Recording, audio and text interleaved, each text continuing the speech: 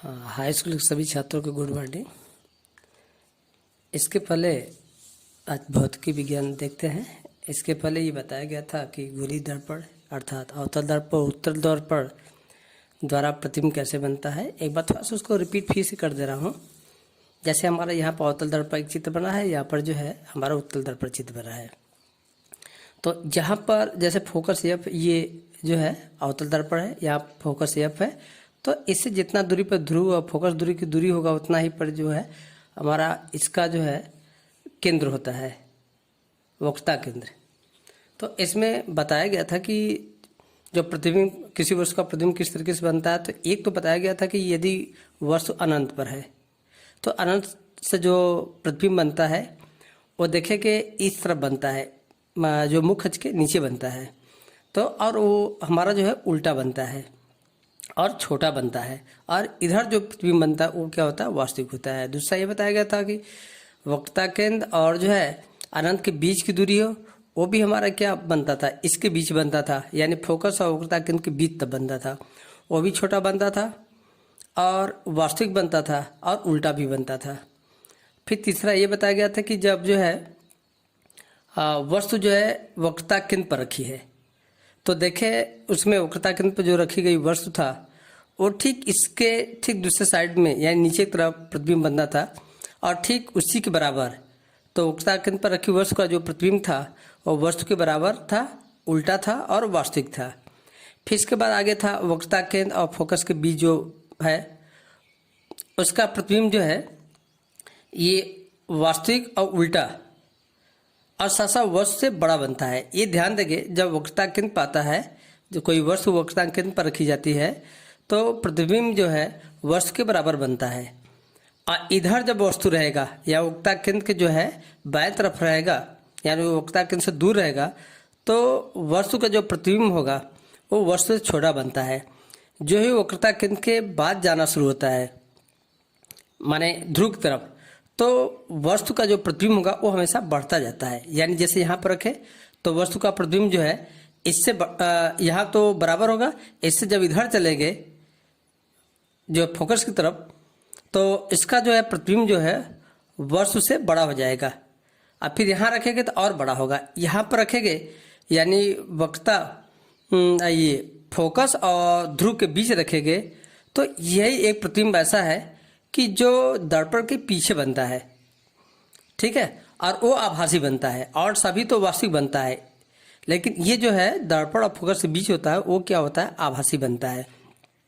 यही एक प्रतिबिंब और सीधा बनता है, ठीक है, आभासी और सीधा, ये जो है इसका प्रतिबिंब ये बनता है, और ये दूसरे साइड में बनता है। तो ये तो होगा वही जो है अवतल दर्पण कुल दो जो है प्रतिबिंब तरीके से बनता है। एक अनंत पर रखा गया है, ठीक है, एक कहीं भी रखा गया है, उसके अलावा एक कहीं पर भी रखा गया है, तो उसके द्वारा जो प्रतिबिंब बनता है वो हमेशा जो है इस साइड में बनता है, ठीक है, दर्पण के जो है पीछे बनता इधर इस साइड में बनता है। इसका जो फोकस होता है वो धनात्मक होता है, फोकस दूरी जो है धन लिया जाता है, और ये वस्तु से बहुत छोटा बनता है। इसमें जो है प्रतिबिंब जो द्वितीय तरीके बनता है वो जो है सीधा और आभासी और वस्तु से छोटा बनता है, ठीक है। ये तो इसका वर्णन हो गया। आप चलते जो पहले पढ़ा उसको रिपीट किया गया था क्योंकि उसकी इसमें ज़रूरत है। अब गोली दर्पण या प्रवर्तन के चिन्ह पर पाठी कैसे लेते हैं, चिन्ह क्या लिया जाता है। तो इसका जो चिन्ह का नियम है कि दर्पण पर प्रकाश किरण सदैव बाईं ओर से डाली जाती है, ठीक है। ये जो है प्रकाश जो है आपतित किरण जो है ये हमेशा जो है जैसे ये हम इसको क्या करते हैं ना, मूल बिंदु एक तरीके से ले लेते हैं, तो ये इधर जो है दाहिना तरफ लेते हैं, इधर बायां हो गया, इधर ऊपर इधर नीचे हो गया। तो ये जो है हमेशा जो है प्रकाश किरण जो है ये हमारा बाईं तरफ से जो है आपतित होती है।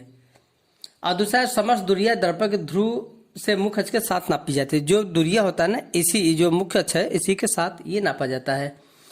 और इसके बाद है आपतित किरणों की दिशा में नापे की दूरियां सदैव धनात्मक चिन्ह के साथ ली जाती है। इसमें जो है आपतित किरण की जो दिशा होगा यानी कहने का मतलब इसके बाद इधर जो भी दूरियां होगा ध्रुव के बाद वो हमेशा धनात्मक ली जाती है। आपतित किरण की दिशा यही है, ये इस तरीके की इधर आपतित होती है। और इसके बाद ये देखें, परिवर्तित जो है आपतित किरणों के विपरीत दिशा नापी गई दूरियां जो है ऋणात्मक चिन्ह के साथ ली जाती है। परावर्तित प्रकाश की दिशा के विपरीत जो दूरियां नापी जाती है, यानी इस दिशा में जो नापी जाती है, वो दूरियां हमेशा जो है ऋणात्मक चिन्ह के साथ ली जाती है। वस्तुतः प्रतिबिंब की लंबाई मुख्य अक्ष के ऊपर, वस्तु हो या प्रतिबिंब हो, तो ये हमारा मुख्य अक्ष है, मुख्य अक्ष के ऊपर जो है धनात्मक ली जाती है और मुख्य अक्ष के जो है नीचे जो है ये ऋणात्मक ली जाती है। तो ये हमारा जो है चिन्ह का परिपाटी का यही नियम है कि इधर जो दूरियां होगा वो सभी ऋणात्मक ली जाती है, इधर दूरियां जो है सभी धनात्मक ली जाती है, और साथ साथ जो मुख्य अक्ष के ऊपर जो दूरियां होगा वो सब धनात्मक होता है और मुख्य अक्ष के नीचे जो है दूरियां क्या होता है, ऋणात्मक होता है। ये क्रिया इसमें भी होता है। तो अब इसको समझने के लिए इसका जो है देखोगे, किसी वस्तु के दर्पण द्वारा बनाए गए प्रतिबिंब की स्थिति ज्ञात करने के लिए निर्देशांक ज्यामिति की चिन्ह परिपाटी अपना। जो निर्देशांक ज्यामिति होता है, जैसे मूल बिंदु के है, मूल बिंदु के बाएं तरफ वो ऋण होता है, मूल बिंदु के दाहिने तरफ धन होता है, और फिर मूल बिंदु को ऊपर जो है ये धनात्मक चिन्ह लिया जाता है, मूल बिंदु के नीचे जो है ऋणात्मक लिया जाता है। वही प्रक्रिया जो है इसमें भी अपनाई जाती है। तो देखो ये लिखा है, इस नियम के अनुसार अवतल दर्पण की फोकस दूरी ऋणात्मक तथा उत्तल दर्पण की फोकस दूरी धनात्मक होती है। तो जो फोकस दूरी लिया जाता है, जैसे ये फोकस दूरी है, ये अवतल दर्पण है, अवतल दर्पण की जो फोकस दूरी होता है वो हमेशा ऋणात्मक ली जाती है, और जो उत्तल दर्पण की जो फोकस दूरी होता है वो हमेशा जो है धनात्मक ली जाती है। इतना ध्यान देंगे, सवाल जब भी करेंगे तो अवतल दर्पण यदि है तो फोकस दूरी हमेशा ऋणात्मक होगा, यदि उत्तल दर्पण है तो यह बराबर जो है, जो स्मॉल एफ जो फोकस दूरी होती है वो हमेशा जो है धनात्मक ली जाती है। इसके बाद आता है दर्पण सूत्र क्या होता है। माने जो सूत्र हम जब सवाल में उपयोग होगा तो इसका प्रयोग होगा। यदि किसी गोली दर्पण की फोकस दूरी एफ है, चाहे उत्तल दर्पण हो चाहे अवतल दर्पण हो, यदि उसकी फोकस दूरी एफ है, वस्तु की दूरी यू है, प्रतिबिंब दूरी भी है, तो इनके बीच जो संबंध होता है 1/f बराबर 1/u प्लस 1/v होता है। एक चीज ध्यान दोगे, जो वस्तु की दूरी होता है यानी बिंब इसको भी कहते हैं, जो बिंब की दूरी होता है यू लिया जाता है। ठीक है, वस्तु की दूरी हमेशा जो है, जैसे यहाँ पर वस्तु है तो यहाँ से यहाँ तक की दूरी जो है यू होगा। और इसके बाद प्रतिबिंब की दूरी, यदि प्रतिबिंब जो है यहाँ पर जैसे बनता है, यहाँ पे प्रतिबिंब बना तो इसकी दूरी जो है हमेशा भी लिया जाता है। ये ध्यान देंगे, यानी वस्तु की दूरी यू और प्रतिबिंब दूरी भी लिया जाता है। तो इसका जो सूत्र ये, इनमें जो संबंध होता है फोकस वस्तु की दूरी और प्रतिबिंब की दूरी के बीच जो संबंध होता है 1/f बराबर 1/u प्लस 1/v, यही जो है हमारा क्या होता है, दर्पण का सूत्र होता है।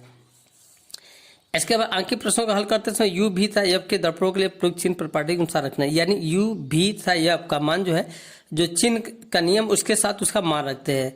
यदि धन है तो धन है, ऋण है तो ऋण। जैसे अक्सर जो है अवतल दर्पण में हमेशा यू भी और एफ हमारा क्या होगा, ऋण लेते हैं अवतल दर्पण में, और जबकि उसमें जो है ये हमारा क्या लेते हैं, फोकस दूरी उत्तल दर्पण में हमारा एफ लेते हैं। तो ये तो हो गया जो है इसका जो है सूत्र हो गया। अब आगे आवर्धन। तो आवर्धन जो है कैसे क्या होता है ये देखें। तो जो आवर्धन होता है तो इसका जो परिभाषा है, अवतल दर्पण द्वारा बने किसी प्रतिबिंब के वस्तु के प्रतिबिंब की लंबाई तथा वस्तु की लंबाई के अनुपात को प्रतिबिंब का आवर्धन या रेखीय आवर्धन करते हैं। तो वस्तु के प्रतिबिंब की लंबाई यानी प्रतिबिंब की लंबाई फिर बटे वस्तु की लंबाई का जो अनुपात होता है वही जो है आवर्धन या रेखीय आवर्धन करते हैं। तो ये हमारा ध्यान दोगे, प्रतिबिंब की लंबाई बटे वस्तु की लंबाई, ये जो है ये हमारा आवर्धन कहलाता है। जबकि दोनों लंबाइयाँ मुख्य अक्ष के लंबवत होती है। जो वस्तु होता है, ध्यान दोगे, जो वस्तु होता है ये हमेशा जो है मुख्य लंबाई मुख्य अक्ष के लंबवत नापी जाती है। ये हमेशा लंबवत जो है ये होता है, जैसे ये है ये लंबवत है वस्तु है, जो प्रतिबिंब बनेगा वो भी क्या होता है, लंबवत होता है या उसकी लंबाई होती है। ऐसे यम से प्रदर्शित करते हैं। यदि प्रतिबिंब की लंबाई आई है, ठीक है, आई का मतलब ये है इमेज, इमेज मतलब प्रतिबिंब होता है, तो उसका पहला अक्षर आई से डिनोट किया जाता है। तो यदि प्रतिबिंब की लंबाई आई है और वस्तु की लंबाई ओ हो, ओ का मतलब ऑब्जेक्ट मतलब ओ, पहला उसका अक्षर ओ लिया जाता है सुविधा के लिए।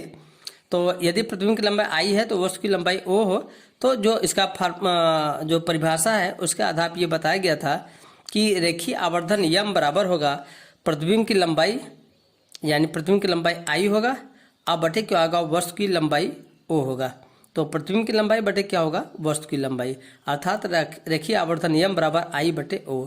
ध्यान देना, इमेज बटे ऑब्जेक्ट की लंबाई, इसीलिए आई का मतलब इमेज यानी प्रतिबिंब की लंबाई, अब बटे क्या होगा, वस्तु की लंबाई।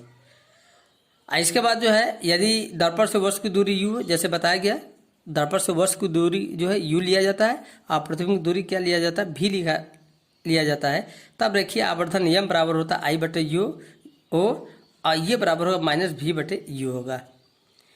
एक चीज ध्यान दोगे, यहाँ पर है यदि आवर्धन धनात्मक है तो इसका अर्थ है कि वस्तु का प्रतिबिंब आभासी है।